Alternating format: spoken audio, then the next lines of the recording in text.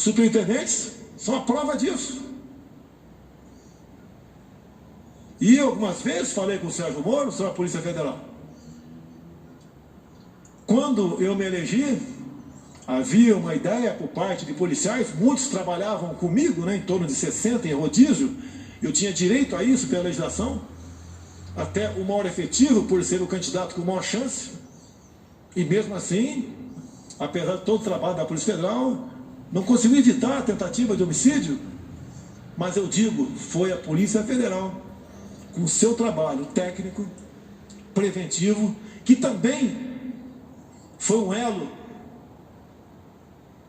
na salvação da minha vida. Porque a cada ponto, a cada esquina que eu passava, eles tinham um plano da minha evacuação, caso sofresse alguma coisa. Então a Polícia Federal, em primeiro lugar, eu devo a minha vida a esses homens, bem como alguns policiais militares de Brasília e do Rio que voluntariamente estavam lá em Juiz de Fora. E o que eu quero, o que nós queremos da Polícia Federal, que ela seja usada em sua plenitude, que as suas operações sejam, no mínimo, mantidas, no que depender de mim, potencializadas. Que é com o trabalho dela que nós damos esperança, num primeiro momento, à população brasileira. O combate à corrupção, o combate ao crime organizado. E, como mesmo o senhor Valeixo disse que estava cansado, eu comecei a fazer gestões junto ao ministro para trocarmos o diretor-geral da Polícia Federal. Era a intenção dele, como ele declarou ontem, que desde janeiro queria sair. Nós cansamos, nós não somos máquinas. No dia de ontem eu conversei com o senhor Sérgio Moro, só eu e ele, como na maioria das vezes nossas conversas, onde eu sempre abri o coração para ele. Eu já duvido se ele sempre abriu o coração para mim. Eu sempre disse aos meus ministros, a confiança tem que ter dupla mão.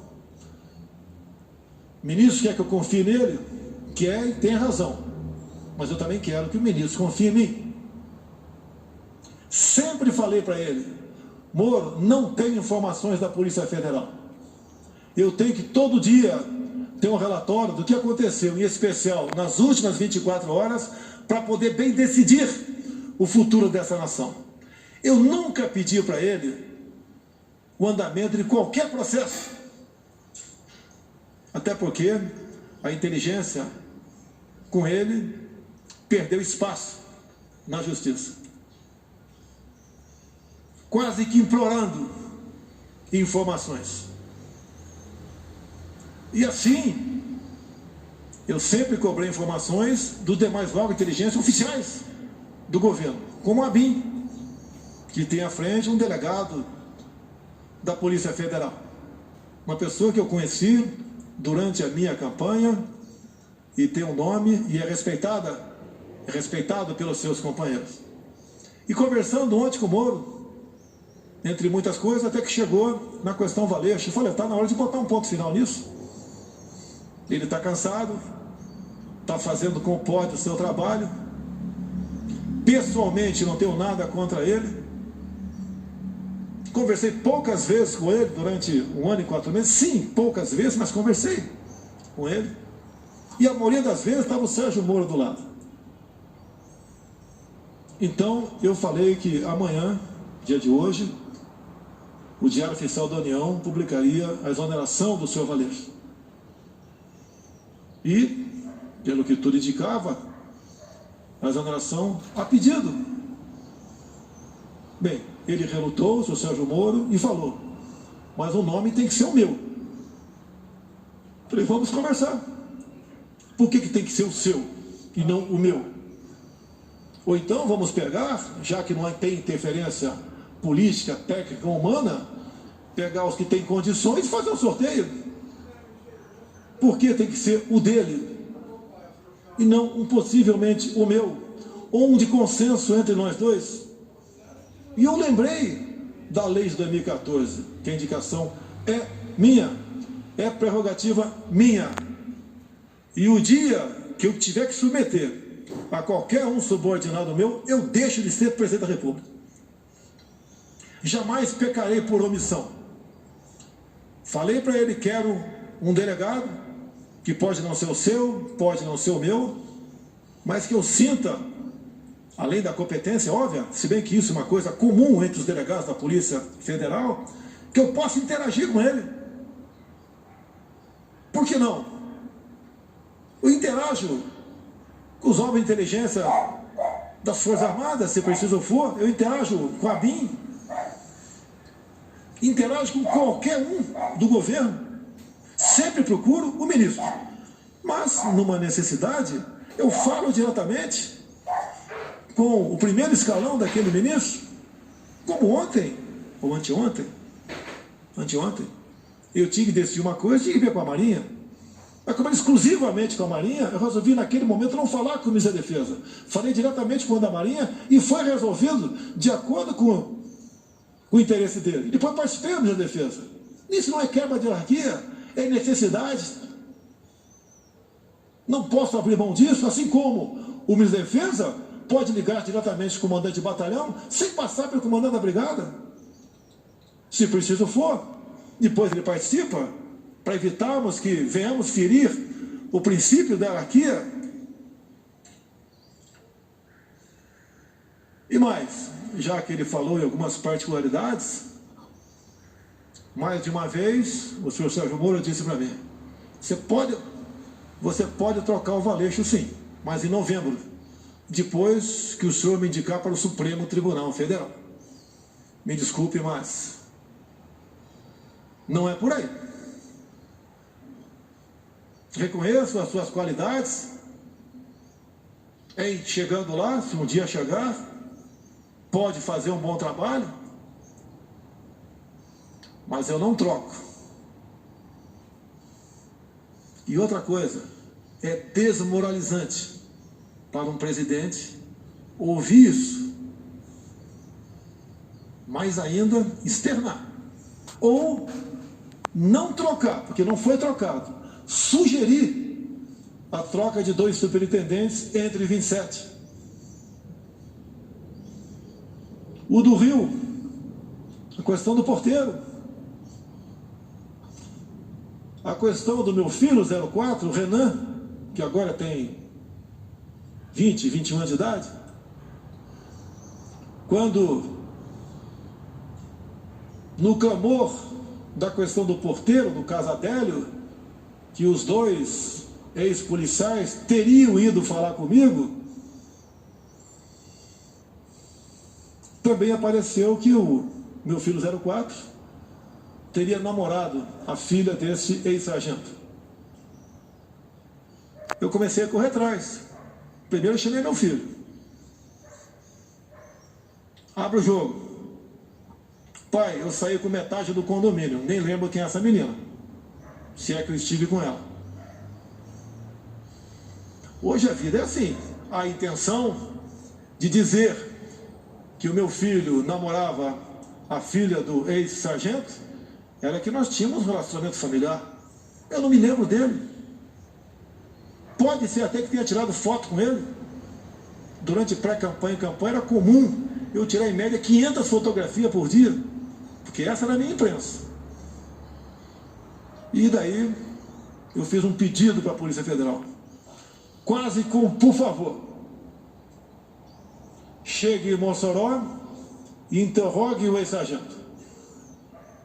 Foram lá, a PF fez o seu trabalho, interrogou, e está comigo a cópia do interrogatório, onde ele diz simplesmente o seguinte: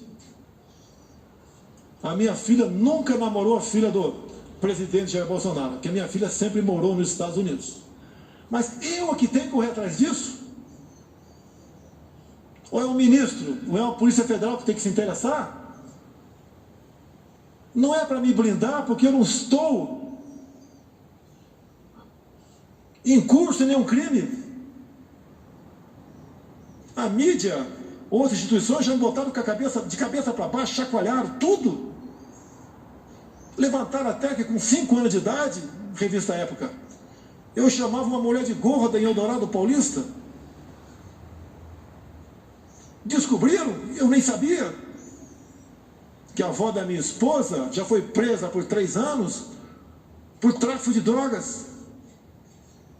Confesso que não sabia. E se eu soubesse, teria casado com a senhora Michele assim mesmo. Fiquei sabendo atrás de vocês também que a mãe da senhora Michele cometeu crime de falsidade ideológica. Na sua inocência, em vez de fazer uma cirurgia plástica para ficar mais jovem, né, mais bonita, ela resolveu fazer uma cirurgia na certidão de nascimento, diminuindo 10 anos a sua idade. Esse foi o crime dela. Se coloca em público isso aí para escrotizar, para dizer que ela não tem caráter. O caso Queiroz, eu conheço o Queiroz desde 1984, no 8º grupo de campanha paraquedista. Foi para a Polícia Militar. Depois de um tempo, fizemos amizade. Veio trabalhar comigo, com meu filho. O que porventura ele faz, ele responde pelos seus atos. Não foi por uma, foi por 2 vezes que o Queiroz teve dívida comigo. Me pagou com cheques. E não veio para minha conta esse cheque porque eu simplesmente deixei no Rio de Janeiro. Não estaria na minha conta.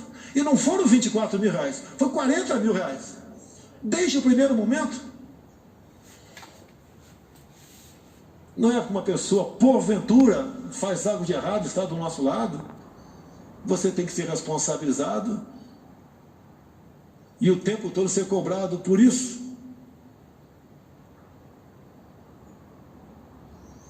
Nunca pedi para blindar ninguém da minha família. Jamais faria isso.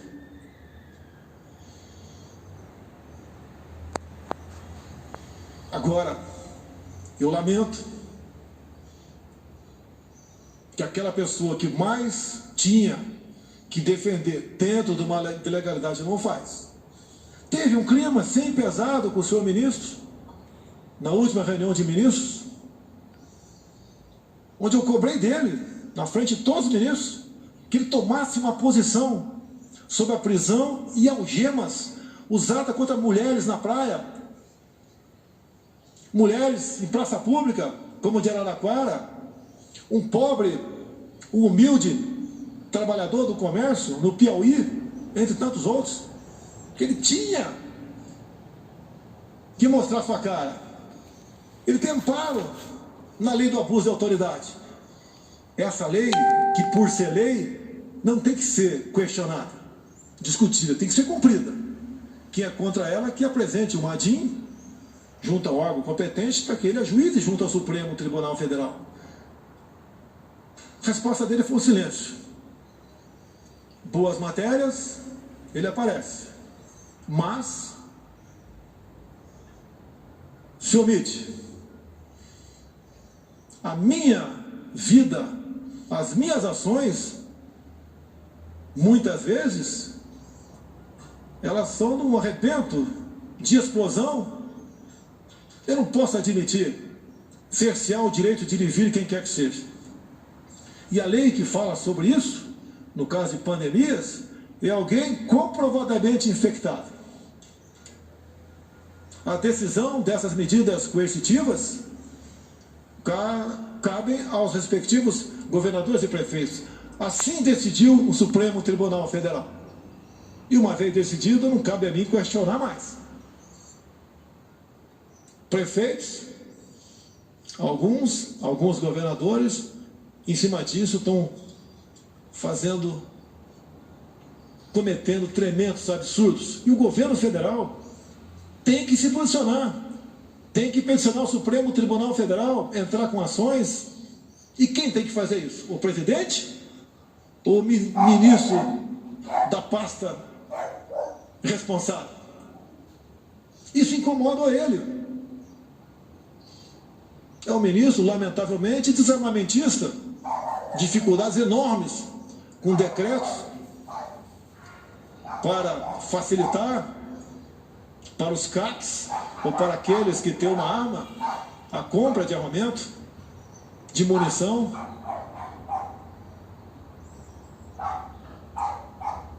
Aquilo que eu defendi durante a campanha e pré-campanha, os ministros têm obrigação de estar junto comigo. Caso contrário, não estão no governo certo. Não tenho mágoa do senhor Sérgio Moro. Hoje pela manhã,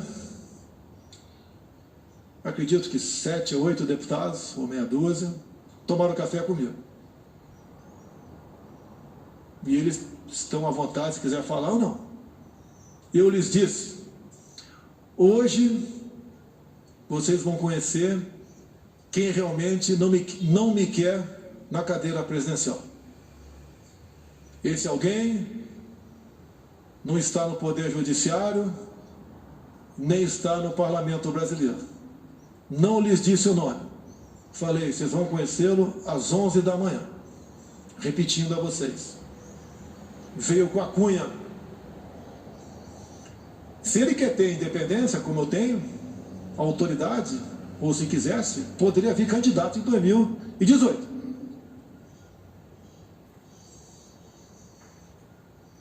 Agora, eu não posso conviver, ou fica difícil a convivência, com uma pessoa que pensa bastante diferente de você. Um fato que foi noticiado muito no início do ano passado, ele nomeou a senhora Ilona Sapó como suplente de um conselho, e nós sabemos que essa senhora, ou senhorita, tem publicações, as mais variadas possíveis, defendendo o aborto, ideologia de gênero, e tantas outras coisas, que são em completo desacordo com as bandeiras que eu defendi, que os cristãos brasileiros também defendiam, e até ateus defendiam também. Não foi fácil conseguir a exoneração dessa pessoa, porque o tempo todo você me deu carta branca e porteira fechada. Mas quase sempre se lembrava do poder de veto.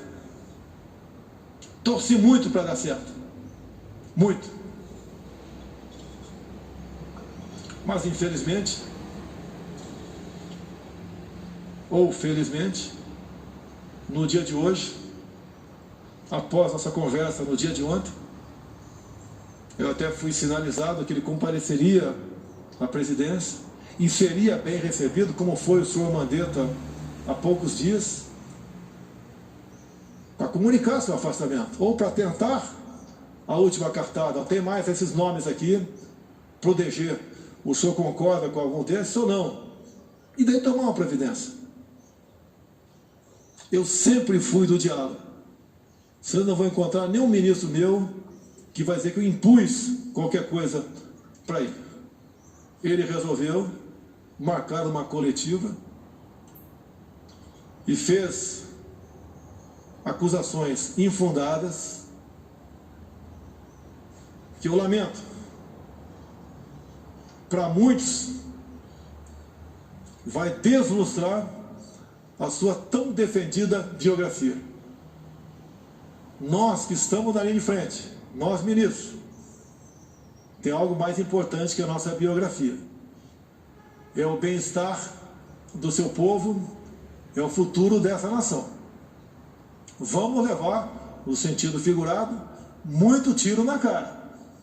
Mas vamos cumprir a missão. Aqui tem ministros que apanham todo dia, como Abraham Van Traub, por exemplo. Outros apanham também. Mas esse é um exemplo. Luta contra uma doutrinação de décadas, onde vem demonstrando que a educação do Brasil nunca teve tão mal. Não só as provas do PISA, bem demonstram que estamos em várias matérias em último na América do Sul, em último no mundo. Isso tem que ser mudado.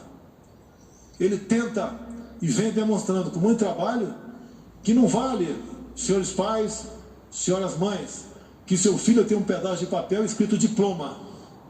Ele tem que exercer aquele ofício. O diploma, hoje em dia, passou a ser apenas uma figura decorativa para alunos. Ele tem que ser um bom profissional e não um bom militante.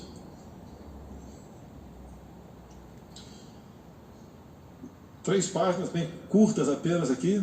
Eu vou ler e dar o encerramento a essa coletiva. Meu compromisso é com o Brasil e com a democracia. Sempre dei plena liberdade aos meus ministros, sem abrir mão do meu poder de veto e da minha autoridade como presidente da República. Sempre mantive diálogos republicanos com todos os meus ministros.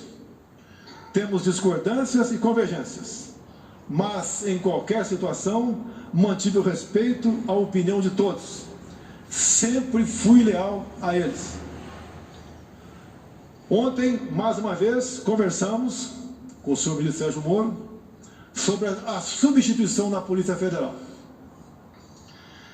Esperava, em conjunto com o senhor ministro, definir um nome para dirigir a instituição, ainda que, pela lei, esta seja uma prerrogativa exclusiva do presidente da República.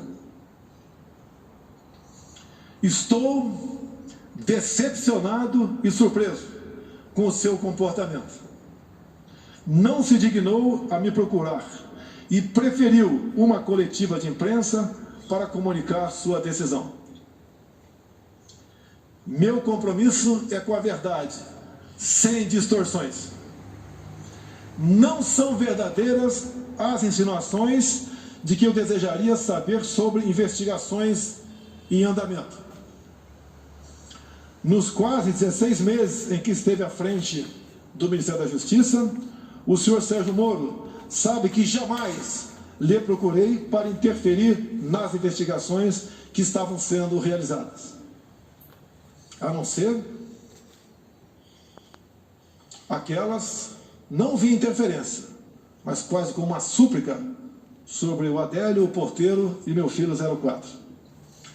Sobre a exoneração do Dr. Valeixo, diretor-geral da Polícia Federal, pela Lei 13.047 de 2014, é prerrogativa do presidente da República a nomeação e a exoneração do diretor-geral, bem como de vários outros cargos da administração direta. A exoneração ocorreu após uma conversa minha com o ministro da Justiça, pela manhã de ontem. À noite, eu e o doutor Valeixo conversamos por telefone e ele concordou com a exoneração a pedido. Desculpe, senhor ministro, o senhor não vai me chamar de mentiroso.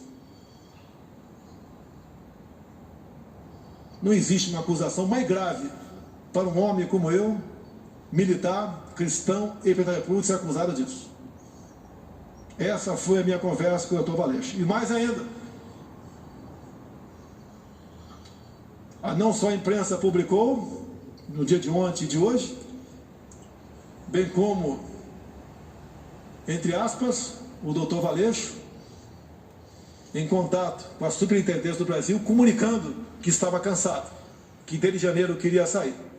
Então não foi uma demissão que causasse surpresa a quem quer que fosse. A PF é uma instituição de Estado. Ela deve se conduzir de acordo com a Constituição Federal e as leis do país. Não importa quem as conduza. Não abro mão disso. Não existe possibilidade de interferência na Polícia Federal. Sua própria estrutura e seus profissionais garantem a autonomia de suas investigações. Esta autonomia é inerente à instituição, independente de governos. Não posso aceitar minha autoridade confrontada por qualquer ministro. Assim como respeito a todos, espero o mesmo comportamento.